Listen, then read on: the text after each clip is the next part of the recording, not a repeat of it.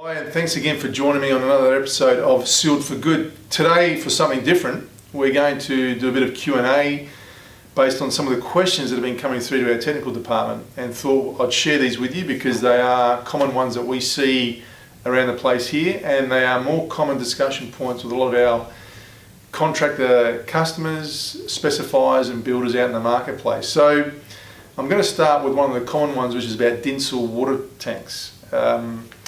Dincel is an unbelievable product, very progressive in the marketplace, lightweight. It has a major advantage over traditional concrete with the ability to not have to use formwork, less steel, less concrete as such. Many advantages. And being Dincel and plastic, a lot of the time it is claimed to be waterproof. We see a lot of it being designed now for use in water tanks. And where we get the inquiries through Gripset with that application is that Dincel claim that the areas of risk are obviously the junctions, the joints and junctions, and we understand that. In a situation like a water tank though, there is no ability to just seal the junction. So if we look at a wall floor junction, which you're seeing now up on screen, that image there where you've got a wall floor junction with Dincel, you can't just use something like the elastoproof joint band, for example, at that wall floor junction and then not coat the rest of the water tank. When you've got an immersed area, what you need to do with your membrane is create a liner. That's exactly the application.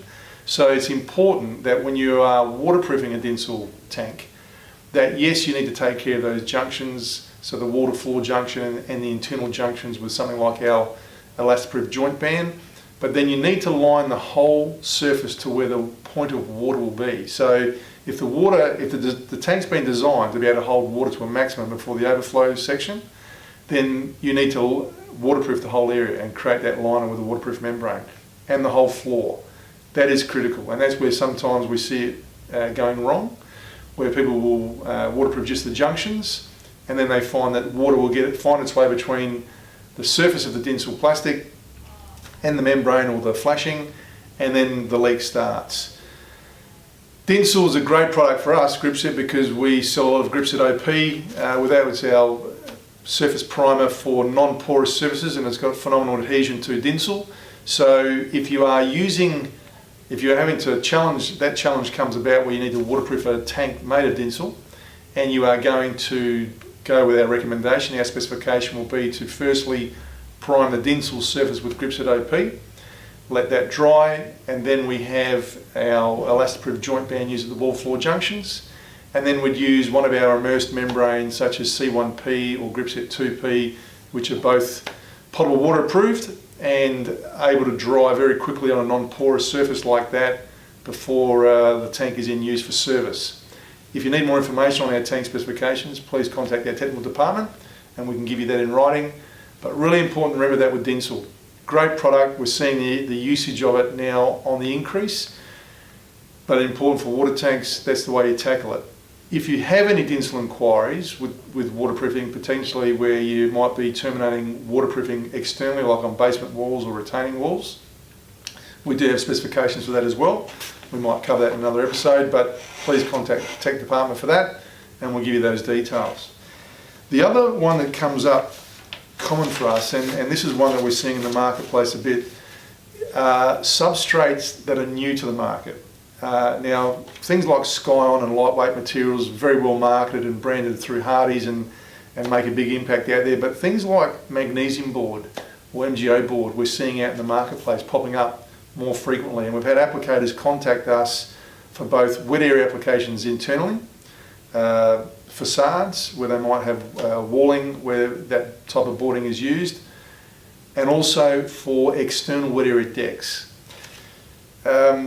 I'm not here to cane or criticise magnesium board. I think from the environmental benefits it offers, it's definitely a substrate that's got merit.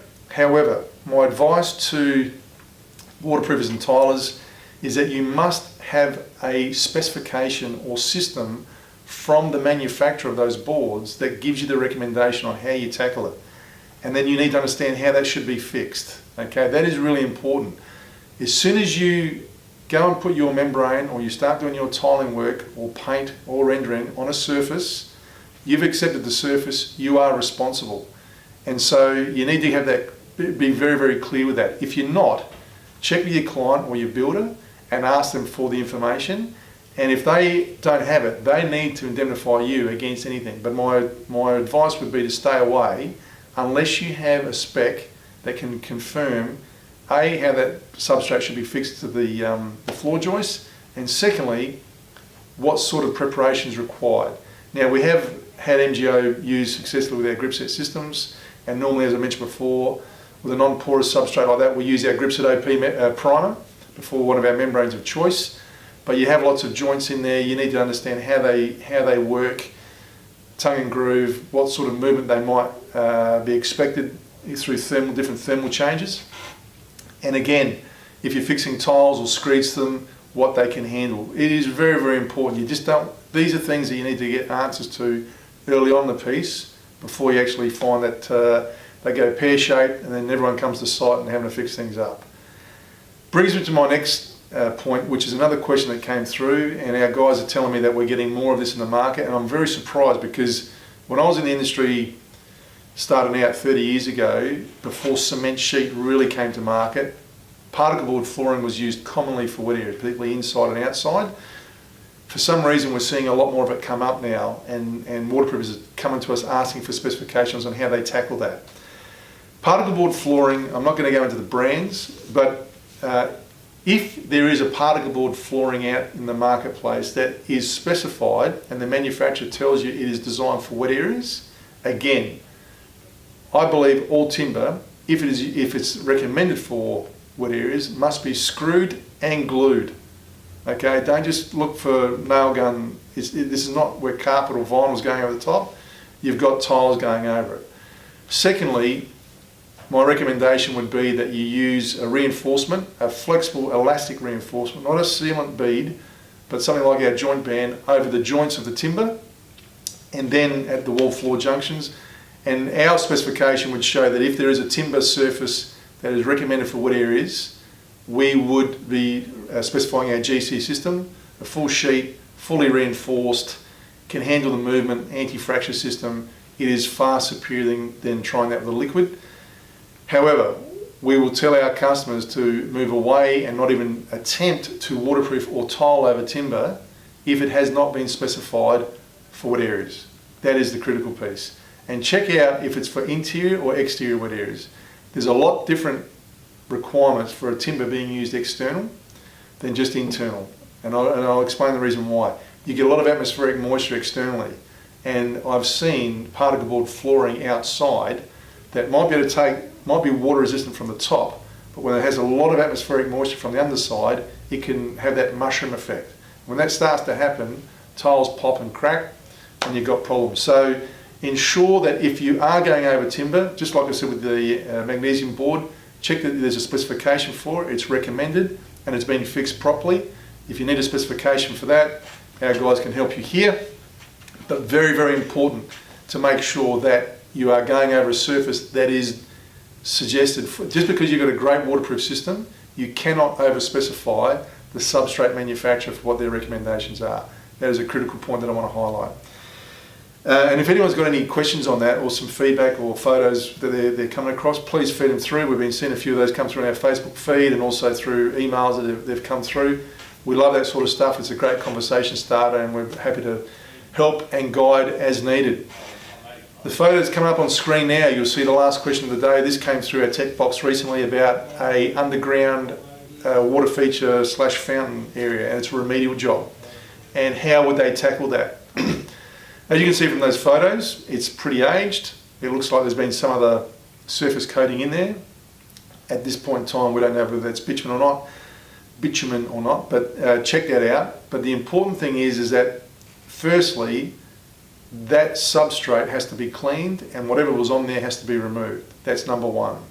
Secondly, the challenges for water features and fish ponds that might be like that are existing, it is highly unlikely that there was any barrier laid down prior, particularly that sort of age we find, that was to prevent moisture coming upwards. So you've got the chance of negative pressure or negative hydrostatic pressure from dampness in the earth coming through the concrete as well. So once that substrate has been prepared and cleaned, we would then make the suggestion of ensuring that firstly the surface is sound enough to be waterproofed over. And in this situation here, I believe they just want a membrane, they don't want to be tiling over it. We would have a situation where we would then, once the substrate's been assessed and analysed, we'd use one of our systems that is able to handle negative hydrostatic pressure. So we've got our Gripset E60, our water-based epoxy system, which is a barrier primer coat, but it actually, in use properly, it can act as a waterproof barrier in that situation. We'd also look at things like our C1P or our Gripset 2P system. More than likely for a job like that, it would be our C1P application. And depending on what they want as a finish, if it's a dark finish to give it that bitumen look, then we can add an oxide or a colorant to our C1P which will blacken it up, and that can be left exposed as the finish, or we can do that with our 11YDM system, which can go over the top of the C1P as a protective coat and UV finish and give you that black surface that you want. I'm sure many of you are asking, okay, there might be these sorts of projects where we get asked to tackle a job like this, but the client wants to go with a coloured system or a tiled system. Go back to what I mentioned before, with tiling you need to make sure that the substrate's sound enough to handle those tiles. In that application there, you could use again our C1P or our 2P, or we could even use our GC system first, particularly if there's any suspicion of hairline cracking in that concrete substrate. That'll act as the anti-fracture reinforcement and waterproof barrier. That would be after the E60 was down or after our 11Y slurry was down to prevent any negative moisture coming through. And secondly, we would then finish over the top of the GC with our slurry system, our 11Y slurry, before our Sea-Lite tile adhesive would go on there with the 11Y additive in it to tile over it and treat it like a swimming pool application. These jobs, I suggest if you're considering tackling them and you want to use our Gripset systems, it doesn't cost you anything to check with our people, get a specification, get the right advice, and ensure you've got a clear pathway on how to tackle it. We can do live Skype video with you if you want. You show us while you're on site, or shoot through photos like that. Adrian, our key guy out there, lives and breathes that, deals with many of our customers around the country, as does Alex around the place here in Adelaide, and we can go out on site if need be, or send one of our distributors out there to check it out, but nothing like our people seeing it, and we'll help you tackle it and ensure you've got a specification to follow and give you guidance. Remedial work is not always the same as tackling a new job, and so you want to get that right. Someone's paying you to do the job properly this time because it's either aged or failed. We'll give you a hand to guide you the right way. If you've got any further questions on these sorts of applications or content, please contact us, throw them in. We'd love to hear from you. Thanks again for joining me on this episode. We'll see you in the next one.